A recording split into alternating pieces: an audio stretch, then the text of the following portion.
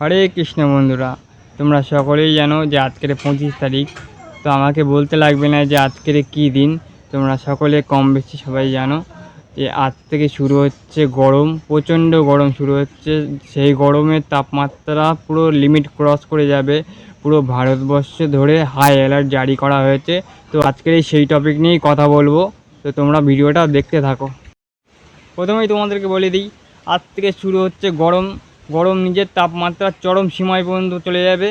আজকের 25 তারিখ, আজ থেকে শুরু হচ্ছে গরম এবং আগামী 1 তারিখ কি 2 তারিখ পর্যন্ত গরমটা চলবে। স্ক্রিনশট দিয়ে দিচ্ছি, তোমরা ভিডিওটা পজ করে দেখে নাও। আমার এই গরমের ভিতরে তোমরা সকলে বাইরে যাচ্ছ, কাজে যাচ্ছ, অফিসে যাচ্ছ।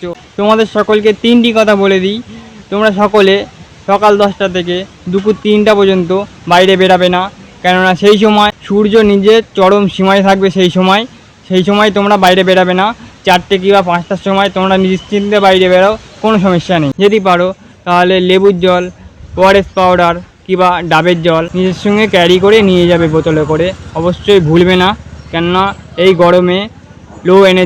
গরমে যদি তুমি এই 3টে জিনিস সবসময় খাও তাহলে তোমার একদম লো এনার্জি ফিল হবে না।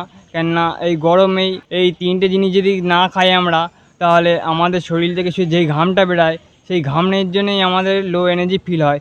এবং আমরা যদি এই 3টে জিনিস খাই তাহলে আমাদের একদমই লো এনার্জি ফিল হবে না। তোমরা সকলেই খুব ভালো করেই জানো এবং এই জিনিসটা সবসময় মাথায় রাখবে। যেখানেই যাবে নিজের সঙ্গে একটু এই জিনিসগুলো ক্যারি করে রাখবে। আর যদি এমার্জেন্সিতে বাইরে বেরাও তাহলে সাবধানে বাইরে বেরাবে। রাধে রাধে, হরে কৃষ্ণা।